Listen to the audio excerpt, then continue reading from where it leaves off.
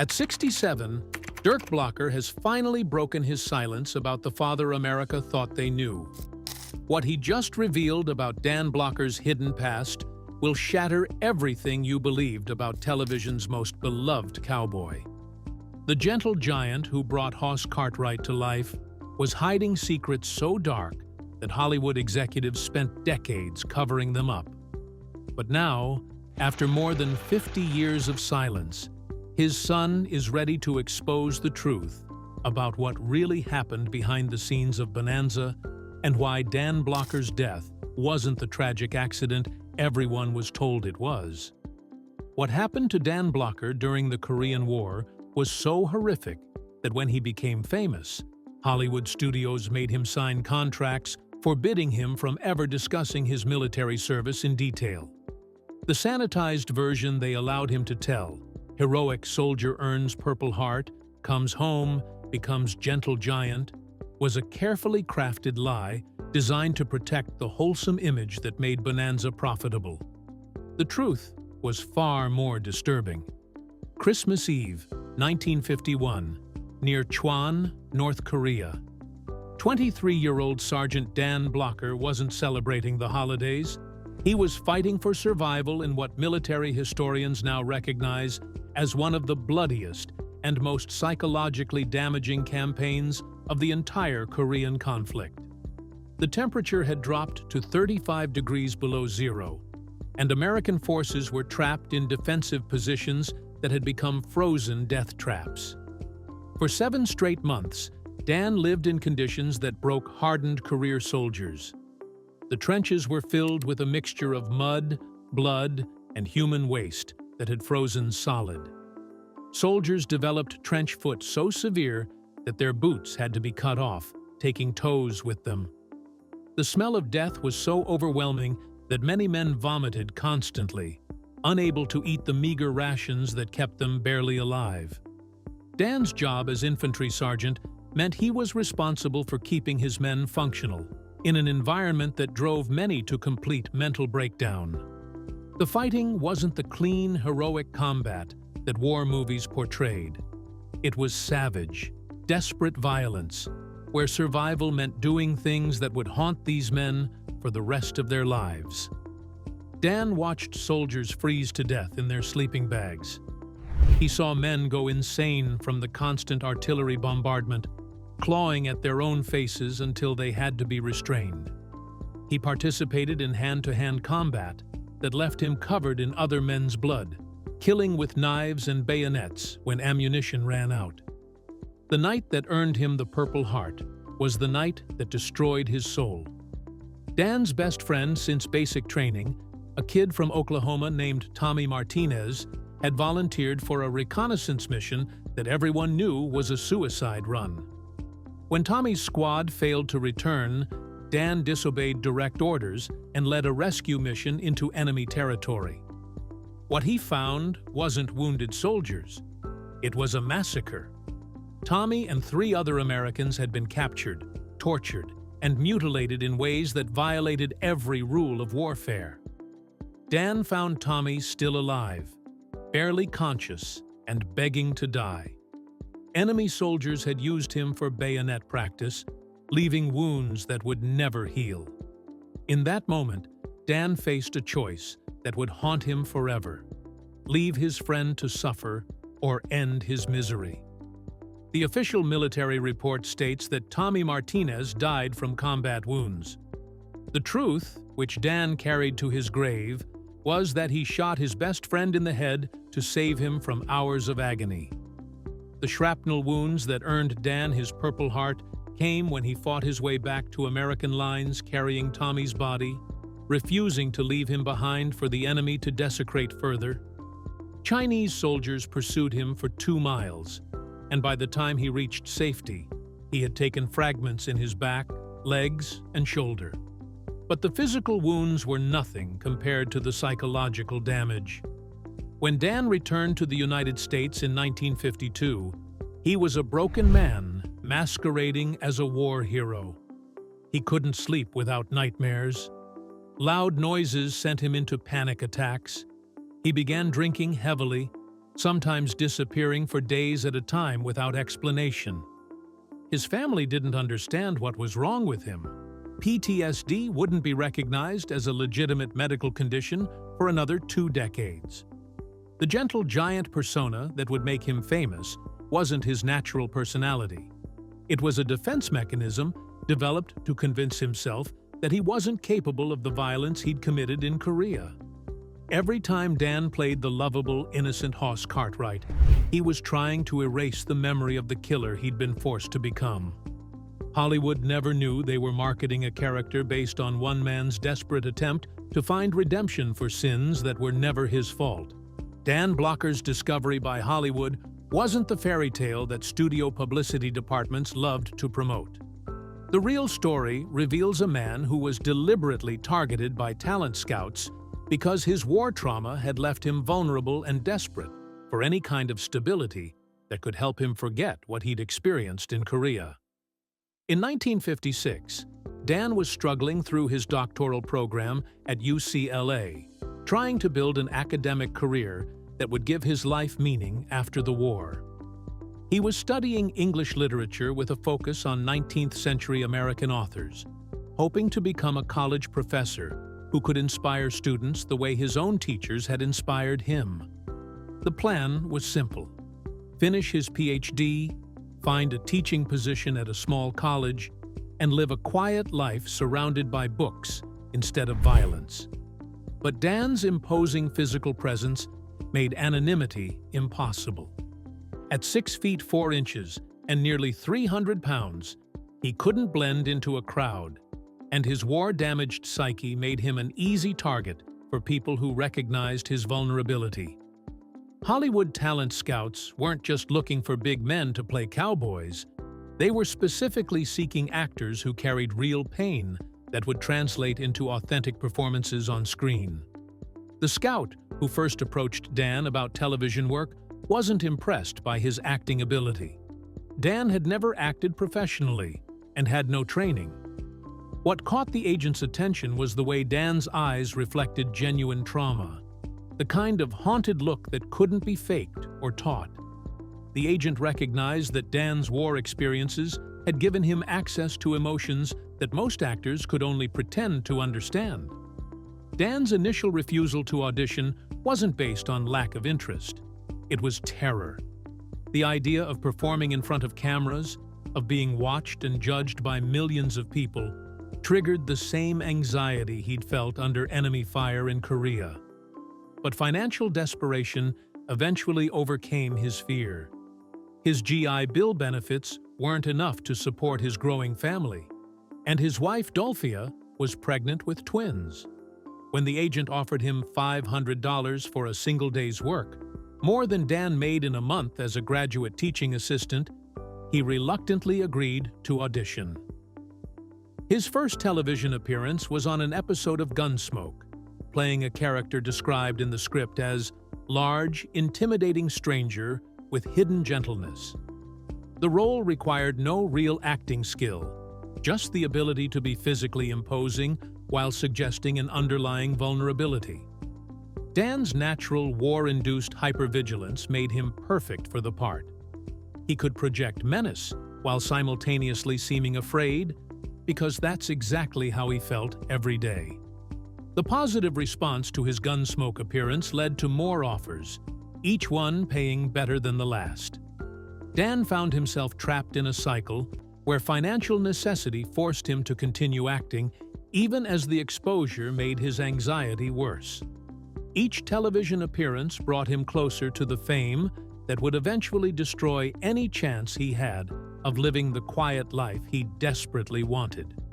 By 1959, when he was offered the role of Hoss Cartwright on Bonanza, Dan was already showing signs of the depression that would plague him for the rest of his life. He took the job not because he wanted to be a television star, but because the steady paycheck promised the financial security that might allow him to eventually escape from Hollywood. He had no way of knowing that Bonanza would become such a massive success that escape would become impossible. The gentle giant character of Hoss wasn't based on Dan's real personality. It was carefully constructed by writers who understood that audiences wanted to see strength combined with innocence. Dan's job was to pretend to be the man he wished he could have been if the war hadn't destroyed his ability to trust in basic human goodness. Every episode required him to perform emotional healing that he couldn't achieve in his real life. The incident that revealed Dan Blocker's true character happened in March 1965, during location filming for Bonanza in Shreveport, Louisiana. What started as a routine production trip became a career-defining moment that exposed both Dan's moral courage and Hollywood's willingness to sacrifice principles for profit.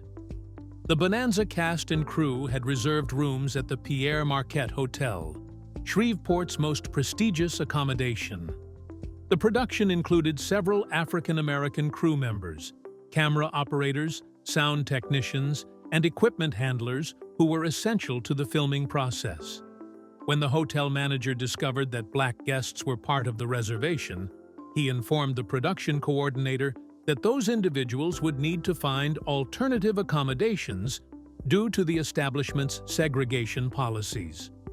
The production coordinator, eager to avoid delays and additional expenses, suggested that the affected crew members could stay at a colored hotel across town, while the white cast and crew remained at the Pierre Marquette. This type of arrangement was common in 1965 Hollywood productions filming in the South. Studios routinely accepted segregation as a cost of doing business rather than challenging discriminatory practices. Dan's reaction was immediate and uncompromising. When he learned about the hotel's policy, he didn't just refuse to stay there, he physically positioned himself in the lobby and announced that no one associated with Bonanza would set foot in any establishment that practiced racial discrimination. His war experiences had taught him to recognize evil when he saw it, and he wasn't willing to compromise with bigotry for any reason. The confrontation escalated quickly. The hotel manager called local police, claiming that Dan was creating a disturbance and interfering with business operations.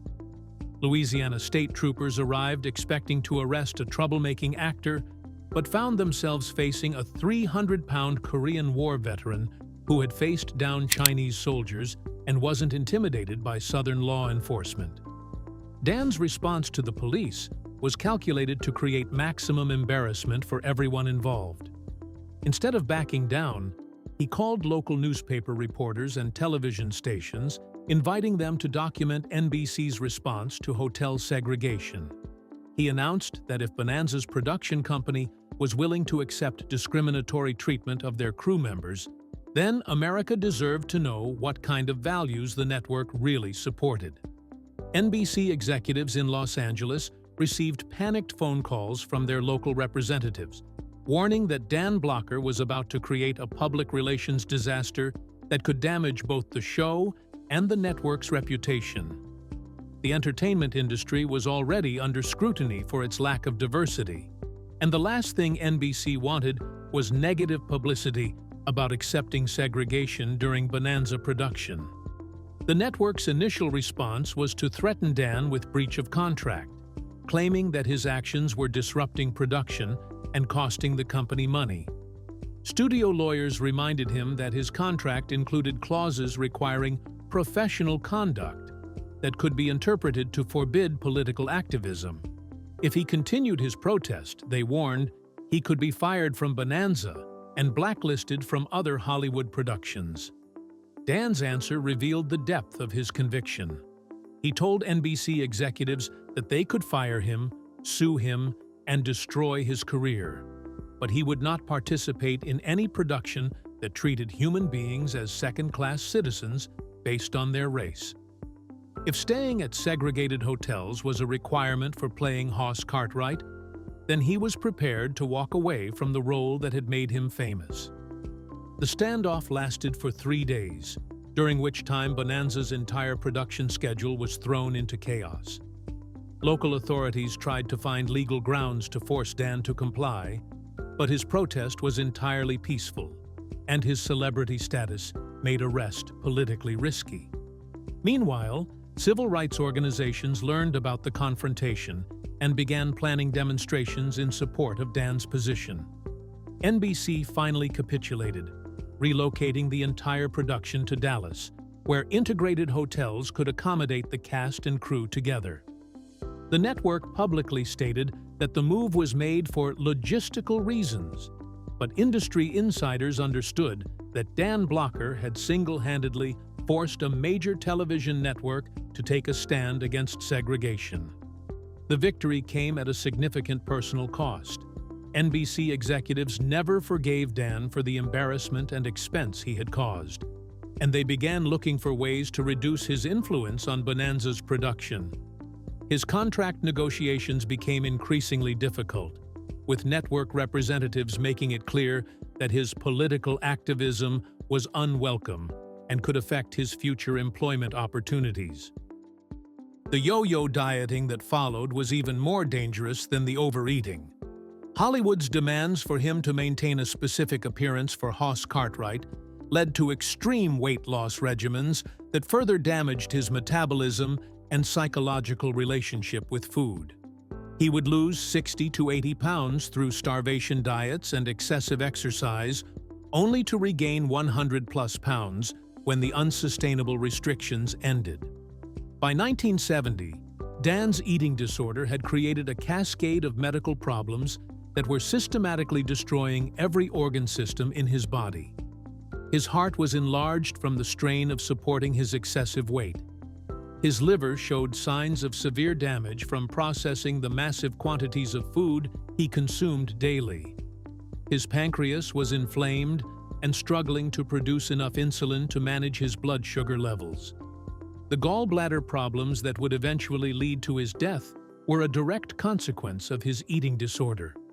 The constant processing of enormous quantities of fatty foods had created gallstones and inflammation that made normal digestion impossible. The surgery that killed him was just the final consequence of a food addiction that had been slowly destroying him for nearly 20 years. Dan Blocker's decision to move his family to Switzerland in 1970 wasn't the peaceful retreat that he presented to the media. The relocation was actually a desperate escape from financial ruin, legal troubles, and personal demons that threatened to destroy everything he had worked to build during his years on Bonanza. The financial problems began with a series of disastrous business investments that Dan made without proper legal or financial advice. His success on Bonanza had convinced him that he possessed business acumen that could translate his entertainment industry earnings into long-term wealth. Instead, his trusting nature and lack of business experience made him an easy target for con artists and unscrupulous partners who systematically exploited his fame and fortune. The Ponderosa Steakhouse chain, which should have been Dan's most successful business venture, became his financial nightmare. Dan had invested heavily in the restaurant franchise, believing that his association with Bonanza would guarantee its success. However, the business partners he trusted to manage the operation were embezzling funds, falsifying financial records, and using Dan's investment capital to finance their own separate ventures. When Dan discovered the theft, he found himself liable for debts that exceeded his liquid assets by nearly $2 million. His business partners had used his name and credit to secure loans that he knew nothing about, leaving him personally responsible for obligations that could force him into bankruptcy. Legal action to recover his stolen money would take years and cost additional hundreds of thousands in attorney fees, with no guarantee of success. The situation was complicated by his tax obligations, which had been mismanaged by the same financial advisors who had facilitated the business fraud. Dan owed substantial back taxes to the IRS, and his assets were being targeted for seizure to satisfy government claims. The possibility of losing his family home, his children's education funds, and his future earning potential created panic that triggered the worst eating binges of his life. Moving to Switzerland provided several advantages for someone in Dan's financial situation. Swiss banking laws offered privacy protections that made it difficult for American creditors to locate and seize assets. The cost of living in rural Switzerland was significantly lower than maintaining a Hollywood lifestyle, allowing Dan to stretch his remaining resources while he tried to resolve his legal and financial problems. More importantly, Switzerland offered psychological distance from the entertainment industry that Dan had come to view as fundamentally corrupt. The constant pressure to maintain his public image while dealing with private financial catastrophe was driving him toward complete mental breakdown. In Switzerland, where Bonanza aired in German and few people recognized him, Dan could attempt to rebuild his emotional stability without the scrutiny of American media. However, the exile came with its own costs. Dan's absence from Hollywood limited his ability to pursue other acting opportunities that might have helped resolve his financial problems.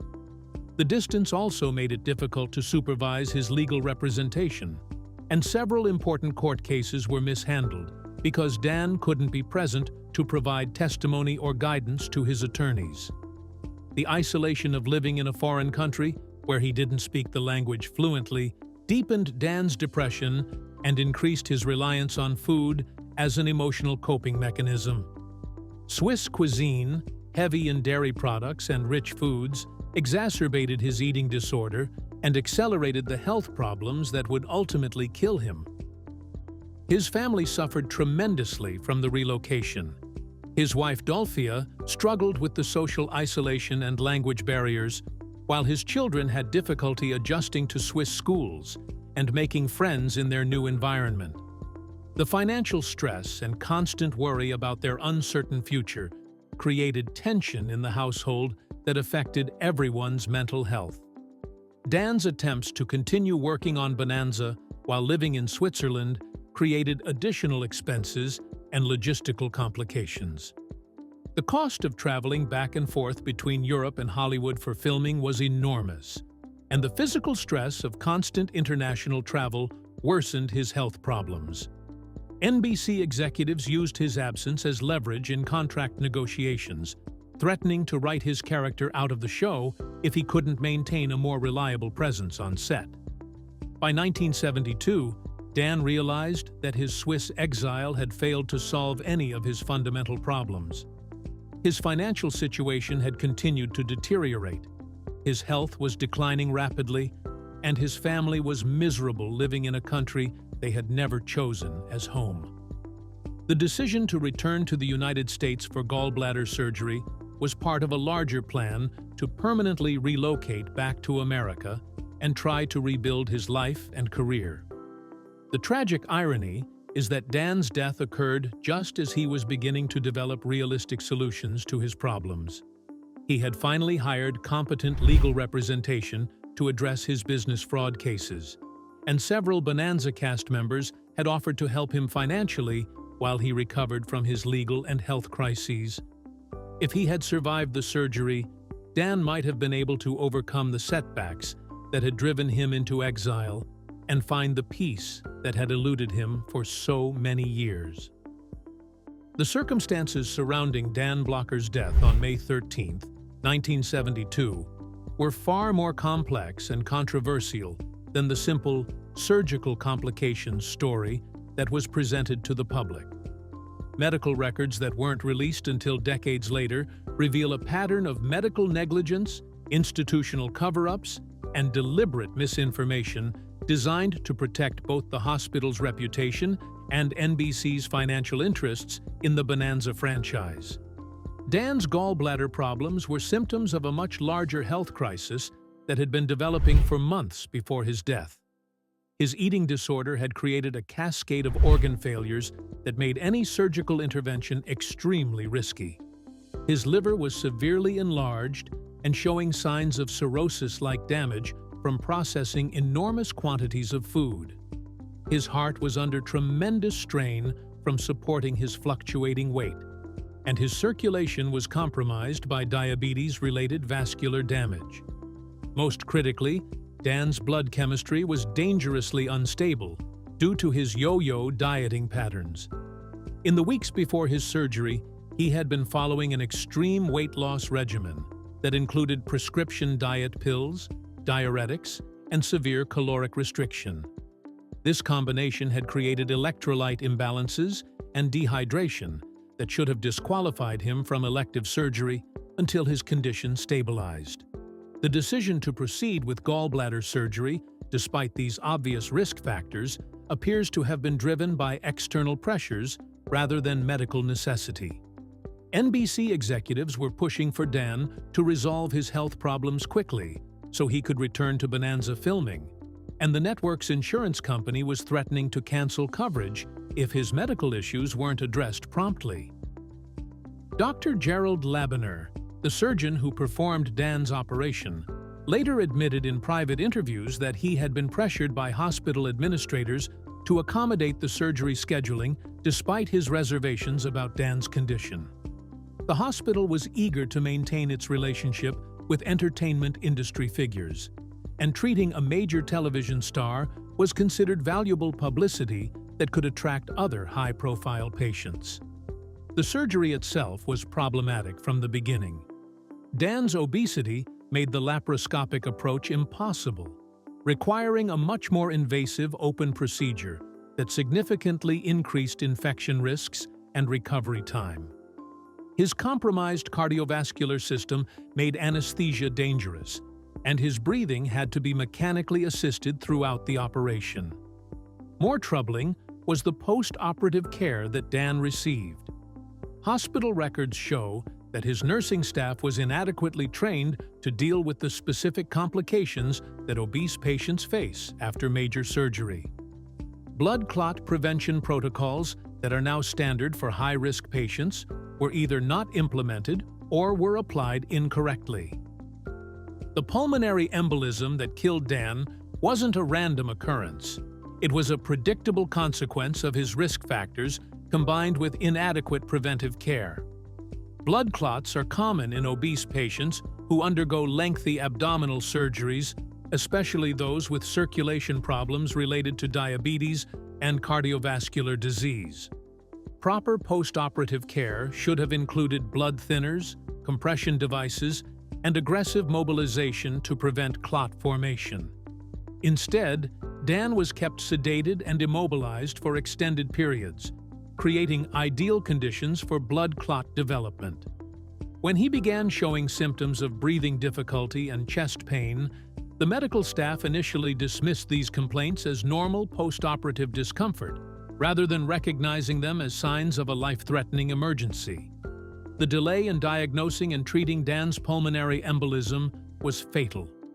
By the time doctors realized the severity of his condition, the blood clot had grown large enough to block major circulation to his lungs. Emergency interventions that might have saved his life were attempted, but the damage was already irreversible. Hospital administrators immediately began damage control to minimize their liability and protect their reputation. The initial death certificate listed pulmonary embolism following elective surgery as the cause of death, but it failed to mention the contributing factors that had made the embolism more likely. Medical records were sanitized to remove references to the weight loss drugs and extreme dieting that had destabilized Dan's condition before surgery. NBC executives worked closely with hospital administrators to control the narrative surrounding Dan's death. Press releases emphasized the routine nature of the surgery and characterized the fatal complications as unforeseeable, despite medical evidence suggesting otherwise. The network's primary concern was protecting Bonanza's valuable brand and preventing wrongful death litigation that could cost millions in damages. The conspiracy extended to the coroner's office, where the autopsy report was edited to minimize details about Dan's eating disorder and the medical negligence that had contributed to his death. References to his liver damage, heart problems, and medication-related complications were either removed entirely or described in vague terms that obscured their significance. Dr. Labiner's career suffered minimal consequences from Dan's death, and the hospital faced no disciplinary action from medical licensing boards.